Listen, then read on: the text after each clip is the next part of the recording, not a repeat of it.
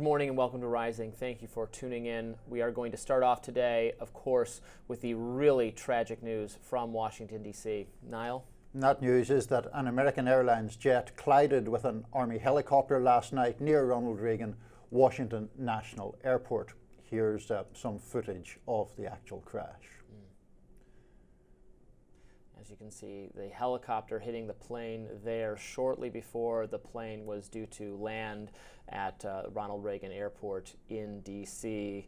Just really harrowing footage. People were able to see and hear, driving along the bridge, what happened last night. Yeah, there it is. Really chilling footage. I mean, it has, of course, been played and watched many times, and it never loses the capacity to be shocking. We also have audio from the air traffic control. Let's play that now. Pass 25, it's CRJ in flight. Pass 25, pass line is CRJ. Tower, did you see that? 472. American 3130, go around, turn left end 250, climb maintain 3000. Okay, left heading 350, 3000, American 3130.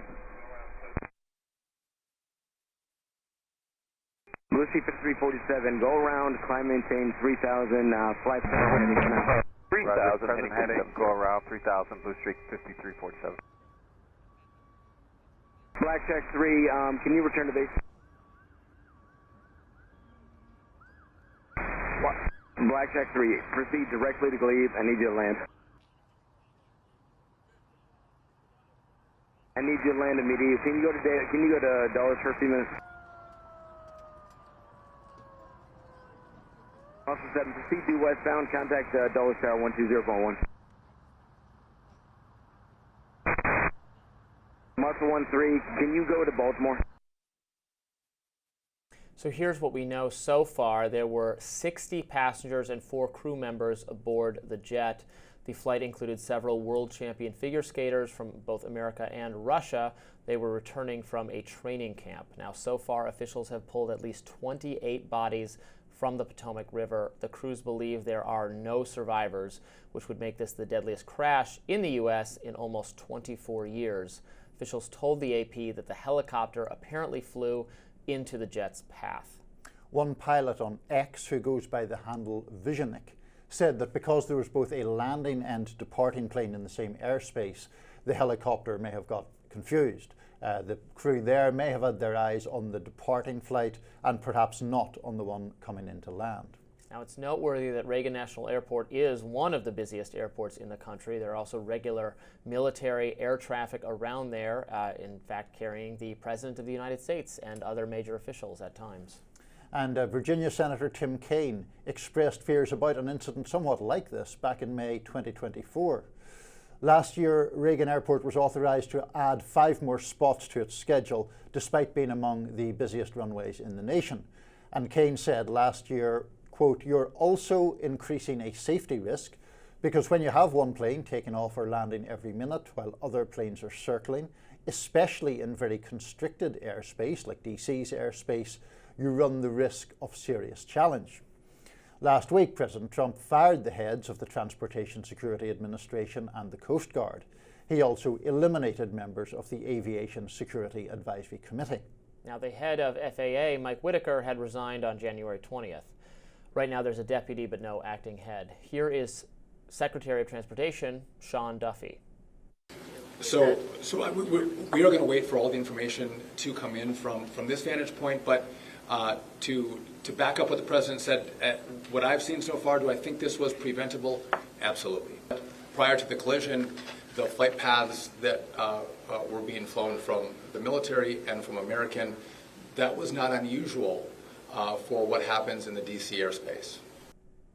President Trump, who will be speaking later today, wrote on Truth Social, "The airplane was on a perfect and routine line of approach to the airport. The helicopter was going straight at the airplane for an extended period of time. It's a clear night. The lights on the plane were blazing. Why didn't the helicopter go up or down or turn? Why didn't the control tower tell the helicopter what to do instead of asking if they saw the plane? This is a bad situation that looks like it should have been prevented.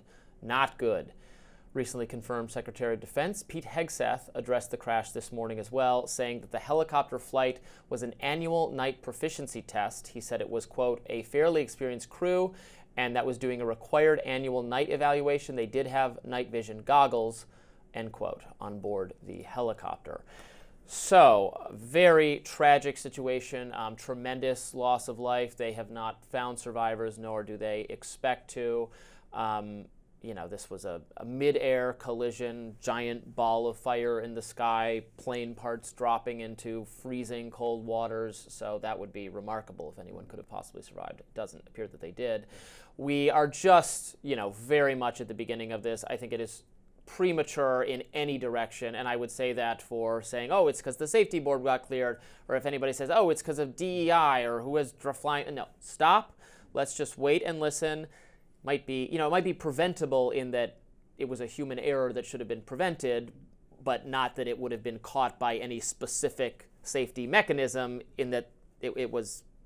Now, we don't know what it is. It looks like some level of error on the helicopter flying. We don't know exactly why, or there should have been more direction from air traffic control. Again, we have to stop and wait for that information. Yeah, I think we're very much rightly in the realm of grappling with this tragedy here, which has caused such loss of life, has been just, enormously distressing to watch, even for those of us who are not, personally involved in it, and obviously for the families that are personally involved, whether it be on the military side or on the side of people who have lost their lives in that passenger jet. It's very, very sad. I agree with you that I think it's much too early to be drawing straight lines of cause and effect, or to suggest, okay, this policy has caused it. I do think it inevitably feeds into a larger debate about cutbacks and the funding or lack of funding for things like air traffic control. I am not saying that any of those caused what happened last night, but I do think that it is just understandable and obvious that what happened last night will sharpen that debate in a very significant way. Sure, that's fair enough, and we want to look into all of that. We want safety. We don't want Reagan, this very important airport for major diplomatic and military flights coming in and out. It needs to be and this is one of the most surveilled airspaces in the country, for good reason, to make sure there's no planes trying to be flown into government buildings anymore, that kind of thing. So that it would happen under the very nose, as it were, of federal aviation authorities and surveillance is really worrisome. It is. But terrible accidents do happen. Not saying it. We don't know. We got to wait to find out. And at the moment, we're just really grief-stricken. It happened just a few miles from where we're sitting now, and it's a very sober day in Washington, D.C., and our thoughts, of course, go out to the families of all those affected. We will, of course, continue covering this subject at Rising and more broadly at The Hill. Up next, we'll be discussing some other topics. Stay with us.